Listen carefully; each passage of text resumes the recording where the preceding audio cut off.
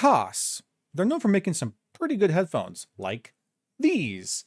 These very simple-looking 1980s Walkman and 1990s library computer-inspired design headphones are the Koss Porta Pro and Koss KPH30i, and these are of the best value in headphones that you can find today. Both of these headphones have reached an almost legendary kind of status for being sleeper headphones that offer sound quality that well outperforms anything else in their price range, and even many, many times out of their price range. But as incredible of headphones as these are, they've always been kind of tethered down in one very specific area. They have wires. Now, some niche audio nerds like myself might actually prefer a wired-in headphone experience, but I don't think there's any denying that for a headphone to be really successful in today's market, it's almost required for them to have the convenience of true wireless connectivity. And Koss, being the legends that they are, never offered wireless connectivity for headphones like this. Until now.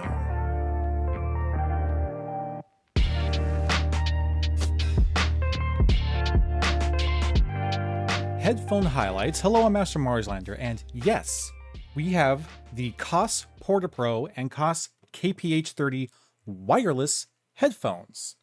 Koss has finally equipped these headphones for the future, but how well do they compare to their wired counterparts? We're going to explore that exact question today in this video, but in order for you, dear viewer, to have a thorough understanding of the original Porta Pro and Koss KPH30i, I highly encourage you to go and watch those videos first, and then come back to this video so that you have full context as we move forward. You'll find links to both of those videos in the description below, so I'll give you a quick couple seconds here to go ahead and do that. Welcome back. Let's get into it. Let's start with the Porta Pro and the new Porta Pro Wireless. Looking at these side by side, it is actually remarkable how very, very close they are in build and design. I mean, look at that. I think this is super impressive. They were able to match the look so closely and the design and the size of everything so freaking close with having all this extra kind of tech built in to the wireless model. Very impressive. As you can see, their form factor is almost exactly the same. Like, they're the same shape, same width, everything's like so close. There's a couple of differences that you're probably noticing right off the bat here, but they're remarkably similar. The driver chassis are basically the same. Like, they look damn near identical in terms of their size and how everything's fitting together. Even the method for adjusting the tilt and the clamp force is the same. You have this little movable nub right here. I'll bring it up close so you could see. Yeah, if you want to adjust the tension of the headphone, you can do so right here. Boom. It's the exact same thing in the original model. They copied that over. That's great. And of course, they have the same like padding for the temple area right here. It's this little piece of foam, but just like on the original, wireless has it too. Boom, little bit of foam right there. The foam on the new version is just a little tiny bit more firm, more dense, I guess, than it is on the original, but it's still there. It's like, it's still there. Even the stock ear pads are the same, and the method of putting that ear pad on and off is the same. It's just some little hooks that you just wrap around, get it over those hooks, and there you go, just little pieces of foam. Now, obviously, I'm not using these stock pads on these headphones right now. These are aftermarket Yaxi pads, which are a very, very common, very popular, I guess, modification you could do to these headphones. And I definitely support it. The Yaxi pads are amazing. They're fantastic. And they look so freaking good. And hell, they even collapse in the same way for portability, where you just kind of fold them in on themselves and then lock that little lock right there. Boom. Look at that. Same thing with the wireless. It has the exact same. Look at that. That's super cool. The only real noticeable physical difference of the design of these headphones, first and foremost, would be the headband. As we can see, there's a different styling of the headband with the wireless version. We have this kind of one bit of spring steel for the original, and then the wireless version has this double slit right here with that spring steel. But the way that you adjust the height is the same. So it's still, pushing these, whatever you want to call them, little nubs up to give yourself a bigger headspace and pulling them down to make things smaller. Obviously, it's a little stiffer on the wireless version because I haven't broken them in nearly as much, but as you can see, it's the same thing. It's the same adjustment for height and size. It's just a slightly different approach for the spring steel on the headband. The yoke on the wireless is just slightly thicker than it is on the original. I'm going to zoom in to show this off. That should be pretty good. As you can see, if I hold these side by side, where the yoke system is right here, where you could do the adjustment for the tension, it's slightly thicker, like the actual body of it is thicker on the wireless than it is on the wired version. But the actual distance between where kind of the headband comes in and where your head will be is actually pretty damn close to the same distance.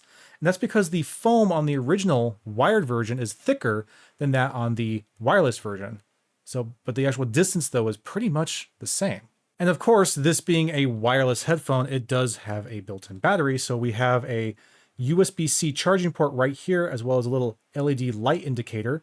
And then on the other side, we have our button controls with a power button, volume up, volume down, and next track, previous track, pause, play, whatever. So yeah, it does have your typical Bluetooth wireless interactive buttons here, which the original, of course, being the wired, would not have. And then the big difference between these two is, of course, the wire, or lack thereof. I am very impressed that Koss managed to make the wireless version of the Porta Pro fit into essentially the same body as the original Porta Pro. Like, I think that's pretty remarkable to fit all that new tech in this tiny, tiny body, but they did it. They did a phenomenal job. If you didn't know that that this was the newer wireless version, if it had cables coming out of it, it would be hard to tell at a glance which is the new model. So I don't know. I think that's really cool. I'm pretty impressed by this. Some quick specs for your Porta Pro Wireless. It has a 15 to 25 kilohertz range, the same as the original Porta Pro. It has 60 ohms of impedance and 101 decibels of sensitivity, again, just like the original Porta Pro. It supports Bluetooth 5.2, has a battery life of about 20 hours of playtime, an integrated microphone for making calls. And if you would like to use the microphone, this is what it sounds like to make calls using the Porta Pro Wireless. And as I pointed out before, it has this USB-C port right here, which is of course used for charging, but it's also used for an analog audio pass-through. So yes, if you would like, you can actually listen to this wired. Included with your Porta Pro is this teeny tiny dinky little USB-C to USB-A charging cable, a USB-C to 3.5 millimeter analog pass-through cable. This is what you would use if you wanted to listen to it wired. It's springy, and a very nice portable little hard shell case. It's nice. I like this little case. Koss, and that's all it says. And yeah, it fits. It's just like a little hockey puck. Look at this thing. I like it. I love it. So you take your Porta Pros, you fold them in, you lock them up, and you just put them in their little tiny little case like that. Look at that. That's nice. That's really, really nice. I like it. Fit and comfort for the Porta Pro Wireless. It should come to no surprise that with having such a similar build and construction that the fit and comfort of this thing is also very, very close, very, very similar to the original Porta Pros. The wireless model is actually, if you could believe it, slightly lighter than the original model, 68 grams, as opposed to, 73 grams on the original model, including the weight of the cable. So the Bluetooth model is actually lighter, which really surprised me. Of course, these are an on-ear headphone, which has never been my favorite. But when it comes to on-ears, these are really, really acceptable. The clamp force is super manageable, and as I showed earlier, it's very easy to adjust it. And the pads, especially these Yaxi pads I have here, links in the description if you want to get your own set, are plush and soft and do a great job of just like forming to your ear and not kind of crushing your ear to the side of your head. So any kind of force that's being applied to my ears is kind of being dissipated out, distributed in such a way because of the pads that it's almost a non-issue. The headband is a little bit different. And if I'm being truthful here, I kind of prefer the headband on the original Porta Pro as opposed to the wireless version here, because the wireless version, these black plastic adjustment, blocks up here on the headband, I don't know if it's maybe the way that my head is fitting to this, the like kind of the height adjustment I'm using, but these little plastic blocks are more centered on the top of my head and are putting more force on the top of my head than the original Porta Pros do. So I'm getting just a little bit more fatigue, a little bit more discomfort at the very top of my head here, but it's really not too bad. And even though this is overall a little bit less comfortable because of that top headband than the original Porta Pros, I don't think it's enough discomfort, enough of a difference to justify me giving the wireless model a lower rating in our Comfort Cloud scale system. So in terms of our Comfort Cloud system, I'm going to give the wireless Porta Pro an 8 clouds of comfort, same rating as the originals. Now let's take a look at the KPH30s with the original wired 30i right here and the wireless KPH30 here. Now they're also pretty similar in design. They have a lot of the same ideas being utilized here, but there are some significant changes made to the body here than we saw with the Porta Pros. To begin with, the driver chassis is significantly larger than that of the originals. I mean, look at that. Look how much bigger it is. Not just in height and width, but it's also much, much thicker, thonkier. Look at that. Yeah, it's a big boy. It's a much bigger, more substantial driver chassis than the original, which is basically just a little tiny dinky thing of plastic holding the driver and some foam. But this is a huge jump in I don't know, size and girth for this headphone. I mean, looking at them side by side, it's a big difference. It's a really big difference. Also, the membrane right here on the original, as you could see, is what it allows the cup of the driver to kind of move around a little freely. It's just a little rubber membrane right here that allows the headphone to do that. That's how you get some tilt and some swivel out of the headphone, because otherwise it can't do that with the headband itself. But the membrane on the new model, also rubber, but it's a lot firmer, like to the point where it doesn't really give at all. It's more, as you can see, it's more like it's warping the headband than it is actually moving the membrane. Like it's extremely stiff, extremely firm. And we're gonna be talking a bit more about that when we talk about comfort. The headband still offers this silicone comfort strap that the originals have. It's still there and it's still basically the same, just a nice, simple silicone strap. But the actual headband itself is different than the original, especially if you look at like where the adjustment happens over here. I'm gonna get these right next to each other. As you can see, the new model is quite a bit thicker on the headband here, as well as wider. It is a wider headband and a thicker headband. How it does height adjustment, though, is basically the same, where on the original model, it just kind of slides up and down with some very subtle light clicks. Same idea with the wireless version, but meteor clicks. It's a little bit firmer, a little bit tougher to kind of make that adjustment. And then, I don't know if you've noticed this yet, but new to the wireless version of this headphone is, ironically, an exposed wire. You'll see it's exposed on both sides, and this is what connects the drivers together, which wasn't necessary for the originals because it had the cable split to each driver. And of course, the other notable new additions to the wireless model are the interactivity. We have our control buttons here. Again, we have a pause, play, start, power on, volume up, volume down. And then our USB charging port, again, just like the Porta Pros, and our LED light indicator. And honestly, after seeing how very thoughtfully Koss went out of their way to make the Porta Pro Wireless stick as close as possible to the original's body and design, it kind of surprises me to see just how different the KPH30 wireless is here. It's so different from its wired counterpart This is more what I was kind of expecting things to happen when you're turning this into a wireless headphone. But again, after seeing what they did with the Porta Pro, this was kind of surprising. Now let's go over some quick specs for the KPH30 wireless. Once again, we have a 15 to 25 kilohertz range, the same as the original 30i's. A 32 ohms of impedance, which is actually less than the original 30i's, which were a 60 ohm impedance.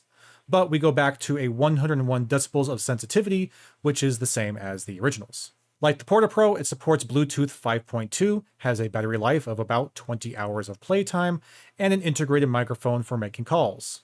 And once again, if you would like to use that microphone to make calls, this is what it sounds like using the KPH30 wireless. And once again, the USB-C port can be used for both charging and for connecting via an analog audio pass-through cable. So spec-wise, it's actually fairly similar to that of the Porta Pro, and of course, still fairly similar to that of the original model. Included with your KPH30 wireless is the same little dinky charging cable that we saw with the Porta Pros. It's a USB-C to a USB-A charging cable. And that's it. That's actually it. Most notably, you're noticing that this does not come included with the USB-C to 3.5 millimeter analog pass-through cable. So even though it's capable of it, even though it's capable of the same pass-through as the Porta Pro, it does not come included with that cable. So you're going to have to purchase that separately. Not a fan of that. Really not a fan of that. And also there is no carry case. Nothing. This is literally it. This is what you get. Pretty disappointing, if I'm being honest. Shame. Fit and comfort for the wireless KPH30. Now, these are quite a bit different. Unlike the Porta Pros, the design and the build of the wireless model of the KPH30 is quite a bit different. They're quite a bit larger and girthier and more solid and robust than the original KPH30i's. They're also heavier at 98 grams as opposed to the original 74 grams, again, including the weight of the cable. So they are a heavier headphone. Again, they are still an on-ear headphone. I will always prefer over-ear headphones, but when it comes to on-ears, Koss really does a pretty good job of making them inoffensive. The comfort strap, the silicone comfort strap here, is almost identical to that of the original, and it does a phenomenal job of just like really easily forming to the top of my head, making this like perfect kind of fit to my head.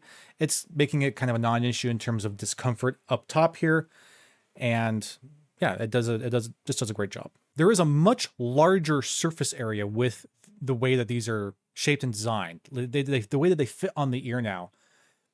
The originals, I'm going to actually show this. You'll be able to actually see this yourself on camera here. So here's the originals. And you'll see that they're like almost the exact size of my ear. Like they really fit right on there. Look at that. Or just barely the top of my ear and the bottom of my ear kind of peering out.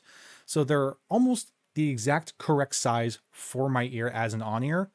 Whereas the wireless model, as you'll see, is substantially larger and is creating a much, much greater surface area. I mean, you can still kind of see the top of my ear right here, but it's really far down here. It's just a lot bigger.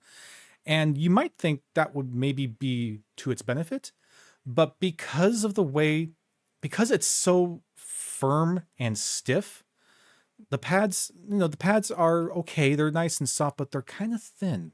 And sure, they were thin on the original too, but not as thin. The original has a little bit thicker padding on the pads. So what's happening with the wireless model is, one, the headband and everything is just a lot thicker, a lot more firm. So there's a lot more clamp force than there is in the original. And that clamp force, because of the extra surface area of these driver chassis, is compressing my ear, particularly at the top and bottom of my ear, where the top and bottom of my ear was kind of almost cupping the original like this, like coming like that. I'm doing a terrible job explaining this. I'm sorry, but the way that this pad, the way and the shape of it, how it fit on my ear is the top of my ear and the bottom of my ear were almost kind of surrounding the pad. The pad was almost kind of like inside this portion of my ear right here. And the top and bottom of my ear were just kind of left to drift freely. That doesn't happen with the new one. It doesn't happen with the wireless. With the wireless one, again, because the surface area is so much bigger and it's so flat and there's really very, very little padding here, what's happening is that it's kind of crushing the top and bottom of my ear. It's really compressing it to my head. And with that extra clamp force, because of the bigger, thicker headband, it's just not quite as nice. It's not terrible. It's not terrible. The clamp force is still decent. It's still fairly manageable, but there's just a lot more of it than there were on the original. And what I think is kind of compounding here, what I think is kind of contributing to what I am feeling as a more fatiguing kind of fit, is actually with this membrane here, this portion right here. On the original, as we saw in the build, it moves a lot more freely. It's a lot more flexible. The membrane on this is way firmer, almost to the point where it doesn't really move at all. And when you have the kind of driver cup moving around, it's more coming from like the headband moving around than the actual membrane allowing it to be loose. So not only do we have more clamp force and a wider surface area that's kind of crushing our ears, but because of the way this membrane doesn't flex the same way that it did in the original, it's making for a much stiffer, firmer fit that is not as organic and is not fitting as smoothly and comfortably as the original does.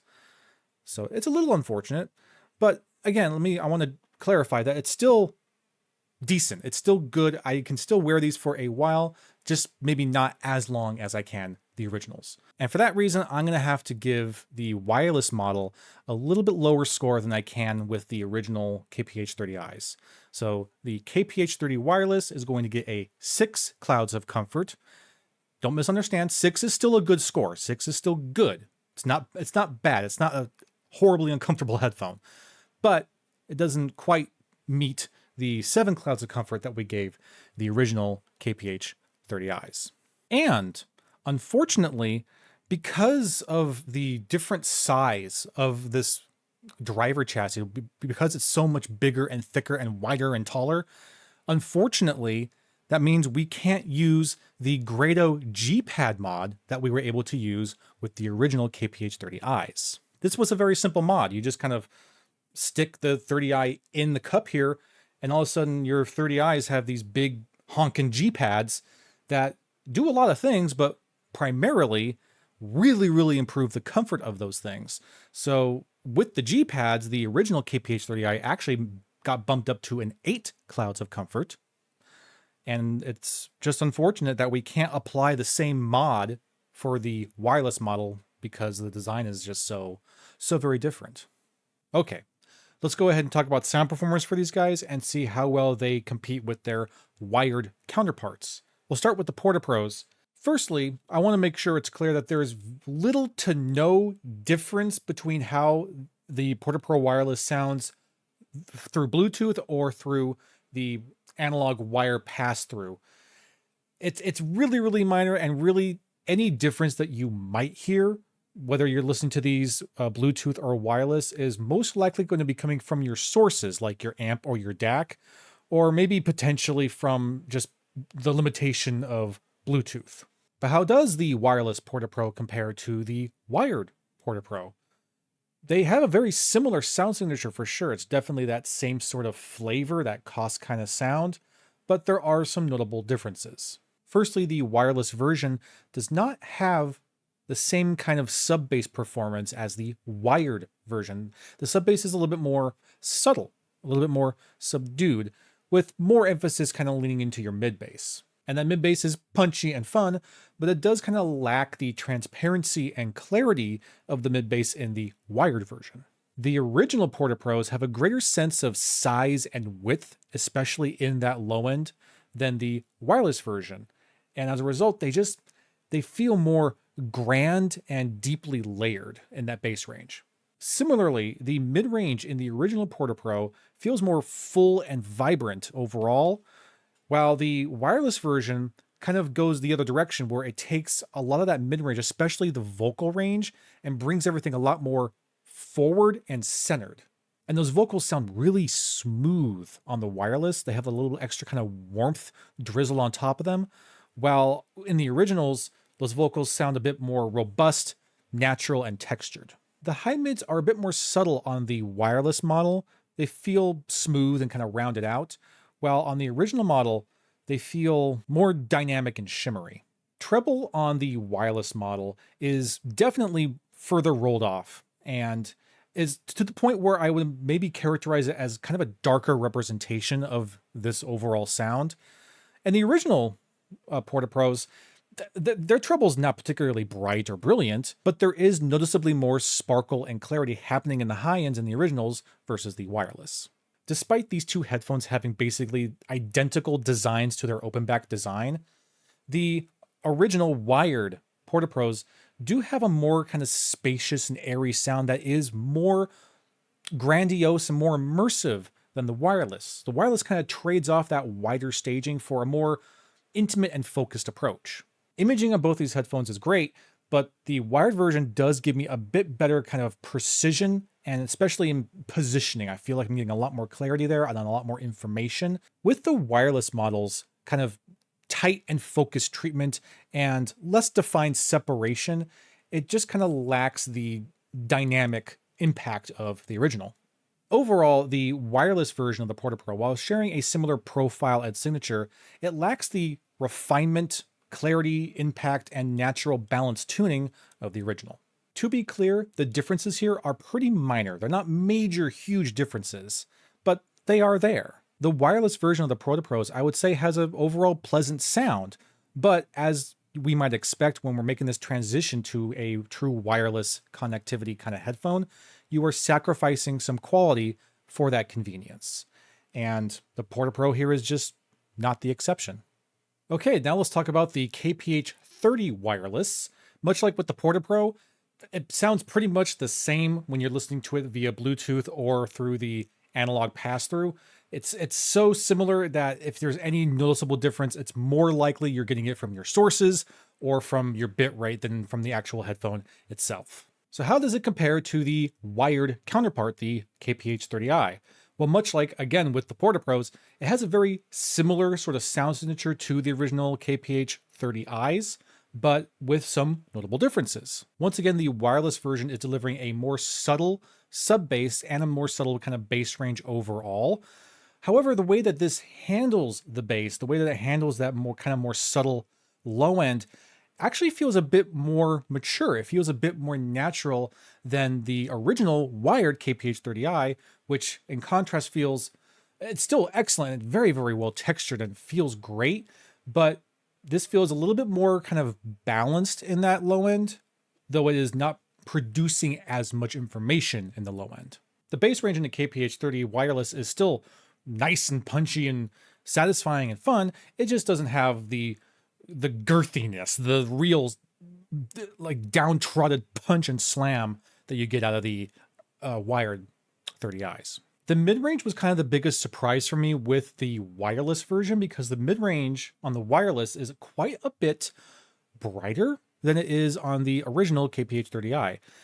In fact, it's again leaning a bit more towards what I would say a more kind of natural sort of mid-range representation, to the point where the original 30i's, the wired version, almost sounds a little too warm, like unnaturally warmer in the mid-range compared to the wireless. The original 30i's have a velvety smooth mid-range with a really creamy, satisfying sort of vocal representation that is also offering more body and fullness, while the wireless model aims a little bit more toward balance and clarity. The high mids are a little bit softer on the wired 30s and come in a little bit brighter, a little bit more kind of aggressive on the wireless. The treble on the wireless model actually has a bit more emphasis than it does in the 30s. I'm not saying that it gets brighter than the 30s. I'm not saying that there's more detail and information in that treble range. It's just a little bit more emphasized than it is on the wired model. Both of these headphones have a very relaxing and easy to listen to treble. It's just that the wireless model, almost like it allows that treble to have a bit harder hitting in the attacks than you get out of the 30, which instead of having it more aggressive, just smooths it out, makes it just super, super pleasant. They both have fairly similar staging, but the difference is how that staging is being handled and where that staging is kind of coming from. The wireless version expands the high mids, while the wired version has a more spacious low end and sub bass. Imaging is tighter on the wireless model, keeping things focused, again, very similar in the way that the Porta Pro Wireless did. While the original, they offer a more kind of spacious, cinematic sort of imaging that's a lot more precise, and especially the positioning feels a lot more realistic. Dynamics are really nice on both models, but once again, we're seeing the wireless version having a more emphasis in the high mids, while the wired version has more emphasis in the low mids. Overall, the wireless version of the KPH30, while again, sharing a lot of the same kind of sonic characteristics in terms of their overall sound profile, it differs quite a lot in how it delivers. So I can't say that it's doing a particularly great job of matching the sound of the original, but also I kind of like what it's doing instead. It handles it in such a different way that it seems very distinct amongst this entire lineup here. It's not as close as the Porta Pros were in their comparison. This is a bit more of a more of a dramatic shift with more low end emphasis and more high end emphasis, and I kind of like that. But of course, if you're much more interested in a easygoing, relaxed, and enjoyable, pleasant kind of listening experience, the original wired KPH30Is are just such champs. So, are we getting the same experience from the original Koss headphones in these new wireless models? Well, no, not exactly. Do we necessarily need to have the same experience? Again, no, not really. As I was kind of expecting, the wireless models universally trade a bit of that sound quality for the convenience of having true wireless connectivity. Sometimes that sound quality difference can be a bit more noticeable than others, but I think overall these are still pretty compelling options. However, there is one very important trait of the original Koss headphones that we mentioned at the very beginning of this video and have not talked about yet with the wireless, and that would be value. The original wired Porta Pro and KPH30i are important headphones because of the value that they bring. The Porta Pro right now, as of today, is sitting at $40. The KPH30i is sitting at $30. And you just simply cannot find headphones with this sound quality at that price range anywhere else. It doesn't exist. These so outperform their price range. But what about the wireless models? I think we can expect that there's going to be a bit of a higher premium here with all the kind of Bluetooth wireless connectivity tech that's been crammed in here, but how much higher? Right now, the Porta Pro Wireless is listed at $100, and the KPH30 Wireless is listed at $60. That's a 100% price increase to go wireless. Twice as much as their wired counterparts. Oof. This is trouble, because the value that we've been getting from these headphones for years and years, now because of this price increase, it is rapidly closing the gap in terms of them having value. $60 for the KPH30 wireless is a little bit more easy to swallow, because even at $60, it seems still pretty compelling, because I mean, what other wireless Bluetooth headphone are you going to find out there that sounds as good as this for $60? There's probably still not much, but the Porta Pro jumping to $100 is a really difficult sell. Once this little headphone has triple digits, the value proposition is just plummeted. It's still a nice little Bluetooth headphone, sounds decent, it has a cool aesthetic to it, but for $100, I don't know if I could recommend it. And that's really, really sad. I want to, I really do, but you got a lot of competition at the $100 range. Even from like no-name brand headphones, $100 is a big leap forward from $40. And I don't know if it's going to be able to compete nearly as well at that new price range. Convenience is a wonderful thing. And like most people, I'm often willing to pay a little extra if it means I get something more convenient out of it. But not when I'm paying twice as much for that convenience and ultimately getting less quality in return. I like the direction that these headphones are going. I really do. And I can see how they can definitely have value in the headphone, especially wireless market. But they need to be priced better. They really, really do. Especially if they want to hold up to the legendary value that Koss has been known for years and years. So I don't know. I guess we'll see. Maybe they'll do some price drops. I hope that they do. But also, you'll notice that there's a headphone that's missing from this lineup, and that would be the KPH30. Now, Koss hasn't announced a wireless KPH30 yet. I have a feeling they might go that route, and if they do, I'll be very interested to see what they do with it. I really hope that they price it better, because the wireless Koss headphone idea is great. I think it's a great idea. I think that it has really, really strong potential. And I'm, again, willing to sacrifice some sound quality for this convenience of true wireless connectivity, but we need to do it modestly. We need to have our prices stay in an area where we can confidently say Koss is still offering true value. If you enjoyed this video, I hope that you consider subscribing and hitting the like button. It always helps me a lot. And as you can see, we are really, really close to 5,000 subscribers. So help a fella out, huh? Anyway, I hope that you enjoyed this. Thank you very much for watching, and I will see you again soon.